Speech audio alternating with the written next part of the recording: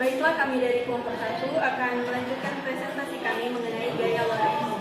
Dan saat ini kami akan memulai presentasi kami pada subbab gaya Lorentz pada muatan bergerak dalam medan magnet. Dan materi kali ini yang pertama akan dijelaskan oleh Karen Makari. Baiklah, saat ini saya akan memaparkan tentang konsep gaya Lorentz pada muatan bergerak dalam medan magnet. Jadi yang perlu kita ketahui bahwa apabila suatu muatan mendapat pengaruh medan magnet, maka muatan tersebut akan memiliki gaya Lorentz yang dapat dirumuskan sebagai berikut, yaitu F sama dengan B kali I kali V kali sin theta. Dengan B sama dengan induksi magnet dengan satuan T atau Tesla. Q adalah muatan listrik dengan satuan C atau Coulomb. V adalah kecepatan muatan dengan satuan meter per second. Theta adalah sudut antara arah muatan atau V dengan medan magnet. Jika V tegak lurus terhadap B atau theta sama dengan 90 derajat, maka sin theta sama dengan 1. Sehingga F sama dengan B kali Q kali V. Baiklah, jika kita ingin menentukan arah gaya Lorentz partikel pada muatan positif, maka kita bisa menggunakan kaidah tangan kanan. Sedangkan jika kita ingin menentukan gaya Lorentz pada partikel bermuatan negatif, kita bisa menggunakan kaidah tangan kiri dengan penerapan yang sama, di mana 4 jari menunjukkan medan magnet atau disimbolkan dengan B, ibu jari menunjukkan arah gerak muatan disimbolkan dengan F, dan telapak tangan menunjukkan gaya Lorentz dengan simbol F.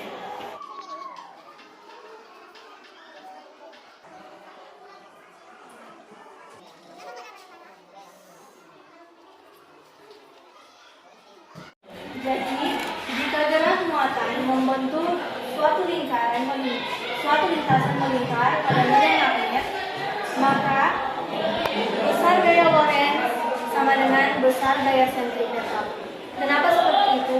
Hubungan antara kedua gaya ini yaitu ketika sebuah partikel bergerak dengan kecepatan arah tegak lurus terhadap medan magnet, maka lintasan partikel akan bergerak lurus. Namun dalam hal ini gaya magnet pada partikel yang bekerja sebagai gaya sentripetal akan membelokkan arah partikel setiap saat. Sehingga ketika dibelokkan setiap saat, lintasan tersebut akan membentuk sebuah lingkaran. Jadi guys, yang orang perlu ketahui yaitu faktor yang mempengaruhi gaya sentripetal, yaitu arah gaya sentripetal selalu menuju pusat dan tegak lurus dengan kecepatan benda, atau kalau di sini orang sudah bahas mengenai partikel. Jadi orang boleh lihat ini gaya sentripetal sama dengan gaya Lorentz pada saat muatan tersebut bergerak melingkar. Dan gaya sentripetal akan tegak lurus terhadap lintasan dari muatan itu. Karena gaya Lorentz sama dengan gaya sentripetal, makanya orang boleh pakai rumus yaitu B kali Q kali V sama dengan M V kuadrat per R. Dengan R atau jari-jari orbit muatan dapat dihitung menggunakan rumus M kali V per B kali Q. M sama dengan massa muatan, V sama dengan kecepatan muatan, atau juga dapat diartikan sebagai lintasan dari sebuah partikel yang bermuatan, dan B induksi magnet, serta Q muatan listrik. Untuk lebih mendalami mengenai materi ini, kita akan masuk ke contoh soal. Jadi saat ini kita akan mencoba mengerjakan satu contoh soal di mana sebuah positron yang bermuatan 1,6 kali 10 pangkat min 19 Coulomb bergerak dengan kecepatan 5 kali 10 pangkat 5 kali 10 pangkat 5 meter per sekon melalui medan magnet sebesar 0,8 Tesla seperti pada gambar berikut. Saat ini kita diminta untuk menentukan besar dan arah gaya magnet saat positron berada dalam medan magnet atau berada antara medan magnet. Jadi untuk menyelesaikan soal yang ada, pertama-tama kita tulis dulu diketahui. Dari soal itu kita ketahui B-nya berapa dan Q-nya berapa, juga V-nya berapa. Kalau B diketahui di soal itu 0,08 besar. Kalau Q diketahui di soal itu 1,6 kali 10 pangkat min 19 kolom. Sedangkan V diketahui di soal itu 5 kali 10 pangkat 5 meter per second. Yang ditanya itu gaya dan arahnya. Penyelesaian,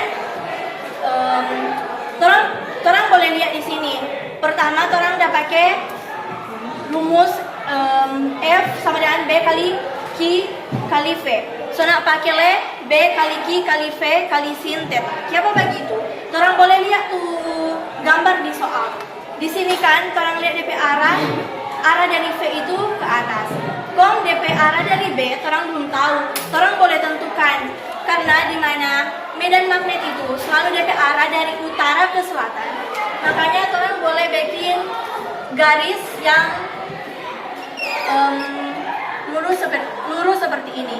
Artinya dari utara ke selatan. Kalau orang mau lihat dari ini, dari gambar ini, orang sudah ketahui bahwa F itu tegak lurus terhadap B. Makanya orang boleh pakai rumus F sama dengan B kali Q kali V. Maksud saya B tegak lurus terhadap V. Kemudian dari nilai-nilai yang orang sudah dapat, orang substitusikan ke rumus yang ada. Sehingga menjadi 0,8 kali 1,6 kali 10 pangkat min 19 kali 5 kali 10 pangkat 5 didapat hasil 6,4 kali 10 pangkat min 14 Newton. Kalau orang mau cari supaya nak tak bingung, orang pertama kasih kali dulu yang ada DP pangkat. Orang kasih kali 0,8 kali 1,6 kali 5. Orang dapat 6,4. Kemudian orang kalikan dengan bilangan yang berpangkat. Kalau mau kalikan dengan bilangan yang berpangkat, khususnya yang ada pangkat negatif, ada pangkat positif, namanya kali. Kalau DP pangkat itu orang kasih tambah. Kalau bahagi DP pangkat itu orang kasih kurang. Jadi 10 pangkat min 19 kali 10 pangkat 5, orang tulis DP 10, kemudian ini 14 ini didapat dari min 19 ditambah dengan 5. Kemudian orang taruh DP satuannya itu Newton. Arahnya itu masuk bidangnya itu papan tulis, karena DP soal tulis di papan tulis. Orang boleh tentukan menggunakan kaidah tangan kanan. Orang pakai kaidah tangan kanan karena di soal itu yang ditanya arah gaya dari positron. Positron itu atau partikel bermuatan positif, makanya orang pakai kaidah tangan kanan. Kecuali dia partikel bermuatan negatif, orang pakai kaidah tangan kiri. Orang boleh coba ya. DP V itu menghadap ke atas, sedangkan B itu DP arah ke kanan.